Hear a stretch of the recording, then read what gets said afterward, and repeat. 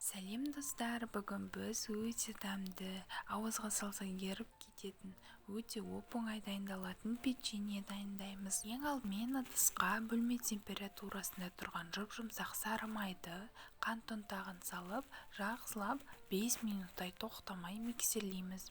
Біздің массамыз осылай ағарған соң, үстіне тұзды, жұмыртқаны салып, тағы да масса біріккенше миксерлейміз. Сосын ұнды електен өткізіп 3 бөлікке қоса отырып миксерлеп отырамыз. Ұнның барлығын қосып болған соң бізде осындай масса пайда болады. Сосын үстіне кішкене сүт қосып жіберіп тағы да миксерлейміз. Біздің қамырымыз дайын.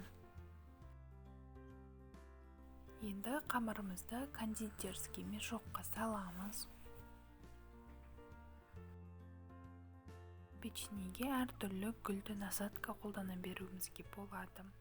Енді пергаменттің үстіне әдемілеп гүл іспеттес етіп, қамырды құйып шығамыз. Печеньелерімізді міндетті түрде қызып тұрған пеште 180 градуста 15-20 минуттай пісіріп аламыз. Печеньелерімізді қалауымызша сәндейміз. Мен жарты печеньеге шоколад жақтым да үстіне езілген жер жаңғақты сеуіп шықтым. Өте әдемі болып көрінеді.